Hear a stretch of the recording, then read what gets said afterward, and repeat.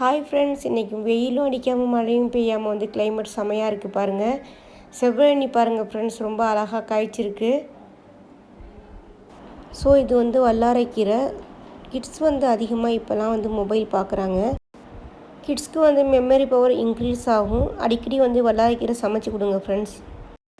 Walking போயிட்டு வந்த பிறகு இளநீ குடித்தா ரொம்ப நல்லது ஃப்ரெண்ட்ஸ். நீங்களும் வாங்க ஃப்ரெண்ட்ஸ், இளநீ குடிக்கலாம். ஸோ ஈஸியாக பிரேக்ஃபாஸ்ட் எப்படி செய்கிறதுன்னு பார்க்கலாம் வாங்க ஃப்ரெண்ட்ஸ், வீடியோக்குள்ளே போகலாம். கோதுமை தோசைக்கு சைடிஷாக கேபேஜ் சட்னி எப்படி செய்கிறதுன்னு பார்க்கலாம். பாதி கேபேஜ் எடுத்துருக்கேன். டொமேட்டோ வந்து 2 எடுத்துக்குங்க. க்ரீன் சில்லி 1 எடுத்துக்குங்க. வரமிளகாய் வந்து 4 எடுத்துக்குங்க. ஒரு ஆனியன் சாப் பண்ணி சேர்த்துக்குங்க. வெள்ளை உளுந்து வந்து 1 டேபிள் ஸ்பூன் ஆட் பண்ணிக்கோங்க. நல்லெண்ணெயில் வதங்கின பிறகு ஆற விட்டு மிக்ஸி ஜாரில் கிரைண்ட் பண்ணிடலாம். ஒரு சில குழந்தைங்க கேபேஜ் வந்து சாப்பிட மாட்டாங்க ஃப்ரெண்ட்ஸ். கூட்டு பொரியல் சூப் மாதிரி வச்சு கொடுத்தா வந்து ஓரமாக வச்சுருவாங்க, சாப்பிட மாட்டாங்க. நீங்கள் சட்னி மாதிரி அரைச்சி கொடுங்க, கண்டிப்பாக சாப்பிடுவாங்க. நல்லெண்ணெய், கடுகு, கருவேப்பிலை போட்டு தாளிச்சிடலாம். புதினா சட்னி, தக்காளி சட்னி நாம் எப்போவுமே செய்வோம். இந்த சட்னி வந்து ட்ரை பண்ணி பாருங்கள் ஃப்ரெண்ட்ஸ், டேஸ்ட்டாக இருக்கும். இந்த வீடியோ பிடிச்சிருந்தால் மறக்காமல் சப்ஸ்கிரைப் பண்ணுங்கள் ஃப்ரெண்ட்ஸ் அண்ட் ஃபேமிலிக்கு ஷேர் பண்ணி விடுங்க. ஸோ இப்போ சட்னி தாளிச்சிட்டு கொதி வந்த பிறகு ஆஃப் பண்ணிடலாம். கேபேஜ் வந்து பெரியவங்களுக்கு ரொம்ப நல்லது ஃப்ரெண்ட்ஸ். கொலஸ்ட்ரால், சுகர் வந்து கண்ட்ரோலில் வச்சுருக்கோம். கண்டிப்பாக நீங்கள் செஞ்சு கொடுங்க. ஸோ கோதுமை தோசை எப்படி செய்கிறதுன்னு பார்க்கலாம். நீங்களும் கோதுமை தோசை வந்து இந்த மெத்தடில் செய்வீங்களான்னு கமெண்ட் பண்ணுங்கள் ஃப்ரெண்ட்ஸ். ஒரு சில நேரத்தில் இட்லி மாவு இல்லைனா கோதுமை மாவு வந்து கலக்கிறதுக்கு லேசியாக இருக்கும் ஃப்ரெண்ட்ஸ். அந்த நேரத்தில் வந்து கோதுமை தோசை இது மாதிரி ஈஸியாக பண்ணிடலாம். கோதுமை மாவு 1 கப் எடுத்துக்கோங்க. முட்டை வந்து அதில் உடச்சி ஊற்றிடலாம். தேவையான அளவு தண்ணி போட்ட பிறகு கட்டி இல்லாமல் நல்லா மிக்ஸ் பண்ணி வச்சுருங்க. பிகினர்ஸ் வந்து ஈஸியாக செஞ்சு பார்க்கலாம் ஃப்ரெண்ட்ஸ். கண்டிப்பாக நீங்களும் ட்ரை பண்ணி பாருங்கள். கோதுமை மாவில் முட்டை ஆட் பண்ணியிருக்கிறதுனால வந்து தோசை தவாவில் ஒட்டாமல் வரும் ஃப்ரெண்ட்ஸ். அதனால் நீங்களும் முட்டை சேர்த்துக்குங்க. முட்டை வந்து சாப்பிடாதவங்க ஸ்கிப் பண்ணிவிட்டு ஓட்ஸ் கொஞ்சமாக சேர்த்துக்குங்க. தயிர் வந்து 1 டீஸ்பூன் ஆட் பண்ணிக்கோங்க.